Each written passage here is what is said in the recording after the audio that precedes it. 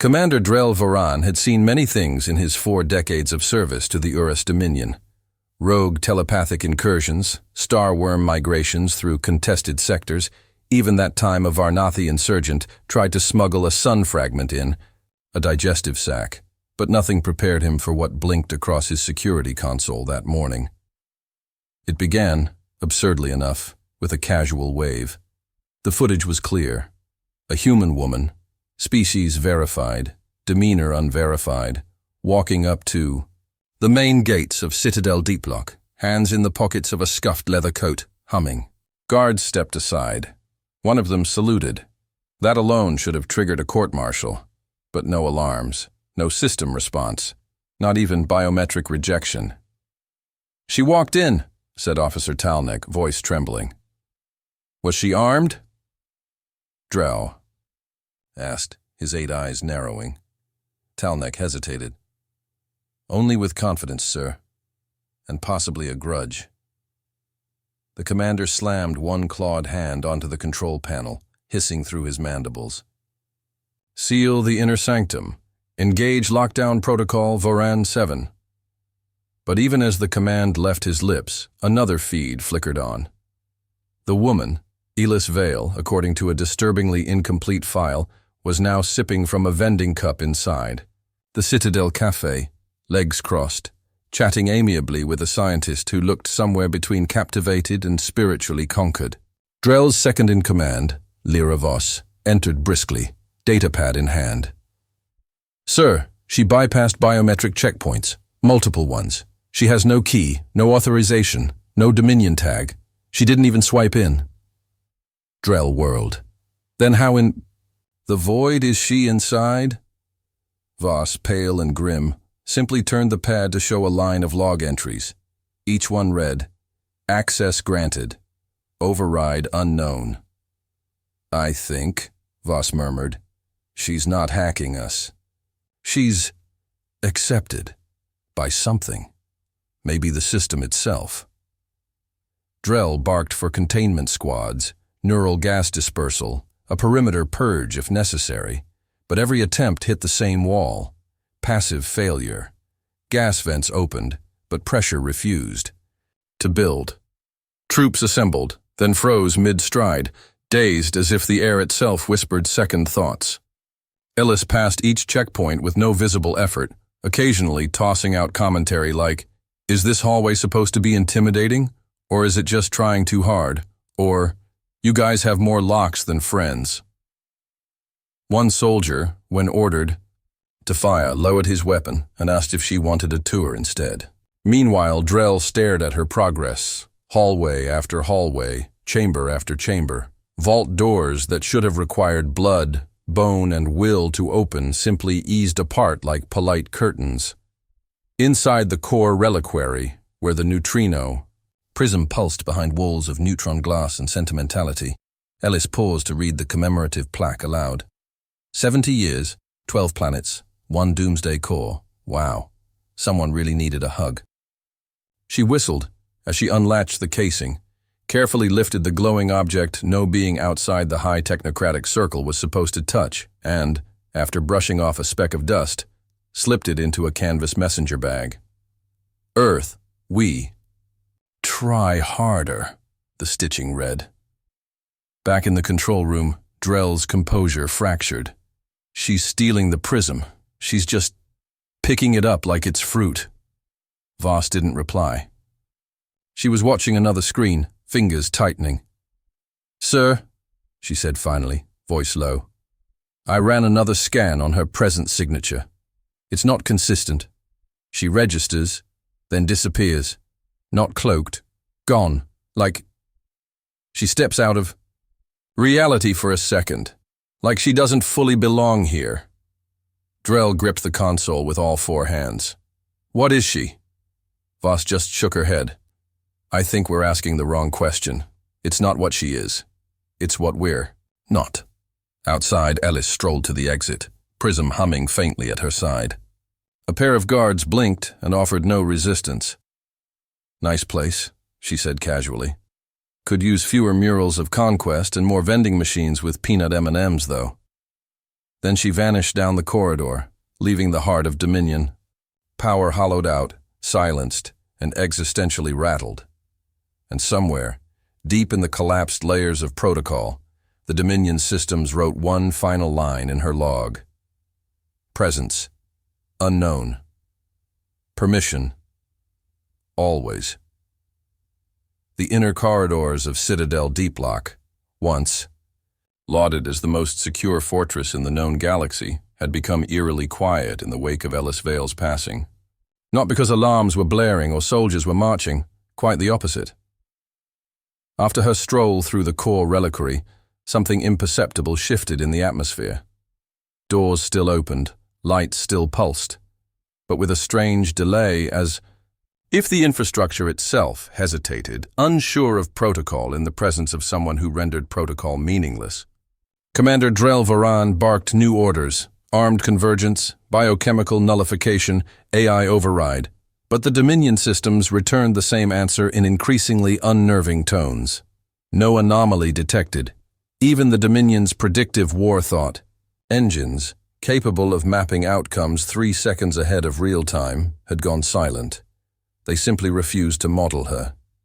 She exists outside pattern logic, murmured Voss, who had stopped issuing commands and started scribbling equations across her datapad, hand trembling. She's not jamming our systems. She's just not in them. Meanwhile, Ellis wandered deeper into the Citadel's administrative zone, sipping her second vending machine coffee. Definitely synthetic, but weirdly nostalgic, she commented.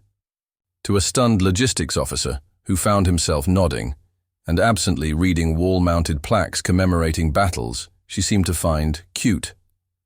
Her path wasn't hidden, nor did she try to avoid anyone. She greeted a passing troop formation with a jaunty, "Nice boots, boys. Are those regulation or just fashion-forward genocide chic?" The entire unit froze. One soldier choked on his own breath and saluted reflexively. Another just sat down and started crying. Surveillance footage captured the moment a senior weapons officer attempted to intercept her. He raised his disruptor rifle. She glanced at it. He blinked.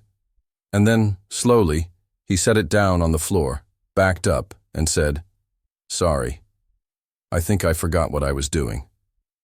Ellis smiled politely. "Happens to the best of us." Drell was watching the feed when that occurred, gripping the edges of his command seat hard enough to dent the alloy. "She's speaking incognito hazards," he snarled. "She's using language as a weapon." "No," Voss whispered. "She's not speaking at all. She's implying. Our minds are filling in blanks to match her rhythm. It's like our perception is cooperating against us." The horror of it unfolded in real time. Ellis approached the security wing where triple-locked clearance gates stood, designed to be sealed behind 10 layers of logic tree authentication, guarded by twin AI sentinels, hard-coded to refuse human inputs. She reached the console, didn't touch it, just tilted her head, smiled faintly, and the gates opened with a chime. "Thanks, doors," she said. "Appreciate the team spirit." Inside, the Dominion's central archive pulsed like the beating heart of an empire that mistook information for control. Ellis strolled its halls like a tourist in a quaint museum. Rows of memory orbs, encrypted in living crystal, flickered as she passed. Not with alarm, but with recognition. One by one, they spun, whispered, then went silent, their contents streaming into her bag via no detectable interface. By the time Drell issued the fallback command, full internal purge, system wipe, disintegration sequence, the archive had already gone blank. "She's absorbing our records," Voss said flatly. "No." Longer hiding the awe in her voice. "No. She's being remembered by them, like a myth encoded in reverse." Elise exited without a word, humming again, hands still in her coat pockets. As she walked through a chamber rigged with newly armed nerve agents, the containment mist simply clung to the ceiling like fog afraid to fall. She looked up at a cluster of soldiers, huddled behind a blast wall. "Guys," she said, I can feel the existential panic from here. Maybe loosen the helmets a bit. Oxygen helps with dread. And then she turned a corner and was gone. Drell stood rigid before the command holomap, veins bulging, his mandibles twitching with impotent rage.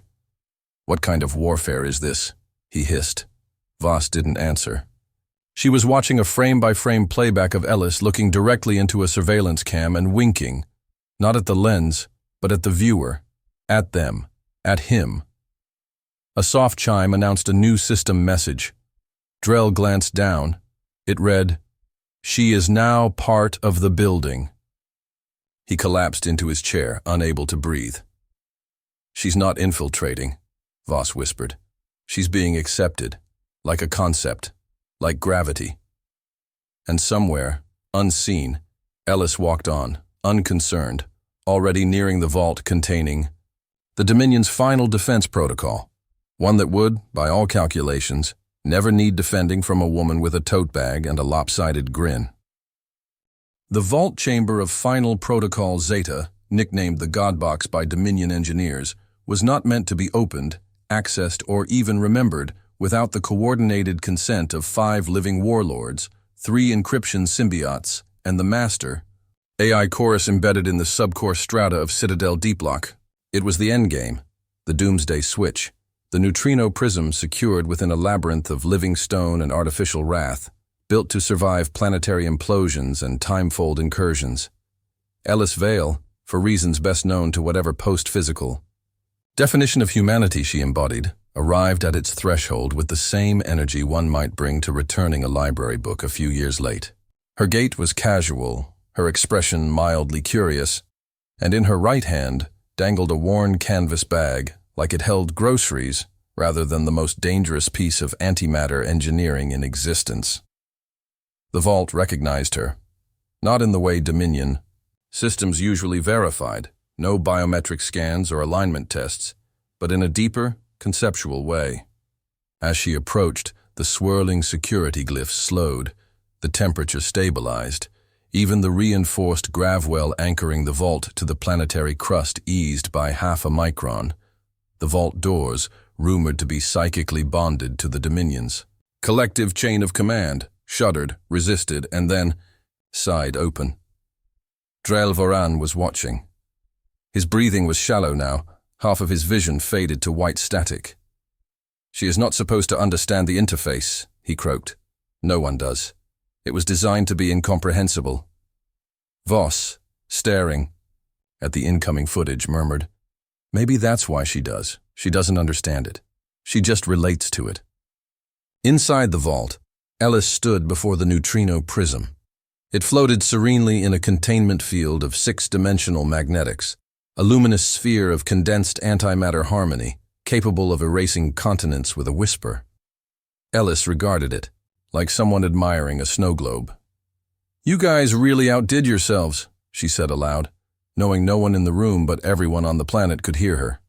"Took you 70 years and 12 dead civilizations to make something that basically screams, 'Please don't touch.'" She paused. "So naturally." And with no more ceremony than opening a lunchbox, she reached out. The containment field blinked. No explosion, no alarms, just a quiet dimming, as though the prism itself had consented. She lifted it with both hands, surprisingly careful, cradling the core like it might bruise. It shrank slightly in her grip, as if adjusting its mass to her intent. She slid it into her bag, zipped the flap, and stood still for a moment, listening. Then, almost regretfully, she said, "And now the fun part." From a command center half a kilometer above, Drell screamed, "She's destabilizing the field.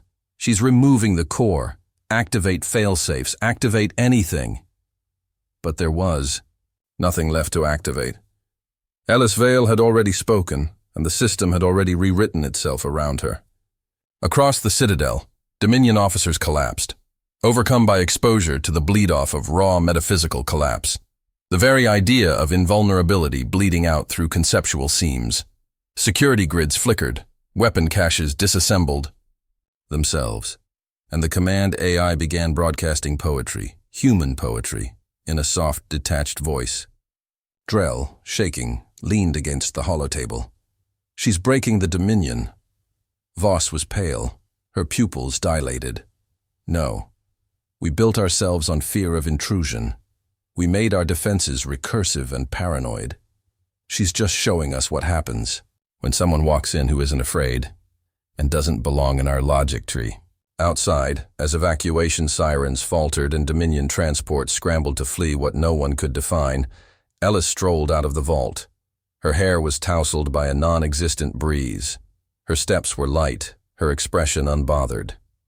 As she passed a shattered holo tank, she looked at the trembling soldiers huddled behind a barricade and offered a small, apologetic smile. "Honestly," she said, "this wasn't even on my calendar. You guys just made yourselves too interesting to ignore." One soldier fainted. Another tried to reach for his blaster, only to realize he was holding a pencil. She nodded. Progress.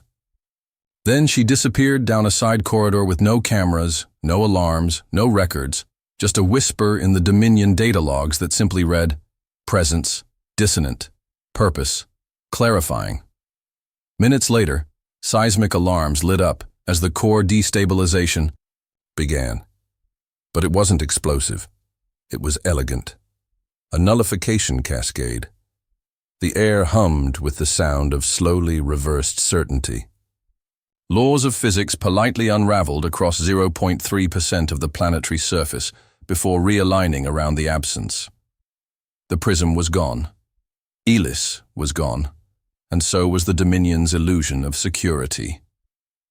3 days after the silent undoing of Citadel Deeplock, the Eurus Dominion convened an emergency war summit on Veltoro Prime, the capital moon once thought untouchable, now eerily quieter than usual beneath its layered defense grids.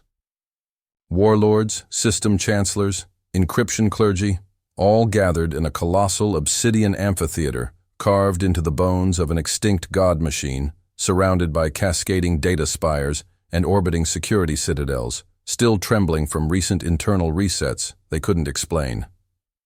Commander Drell Voran sat among them, no longer barked at but stared at, like a cautionary tale that had somehow survived its own punchline. His uniform was perfectly pressed, his medals gleaming, his face hollow. The room buzzed with fear-dressed. As formality, and then, without a signal, warning, or authorization, the central display went dark. Static. Silence. Then a voice, unmistakable and far too calm for the moment. "Hi."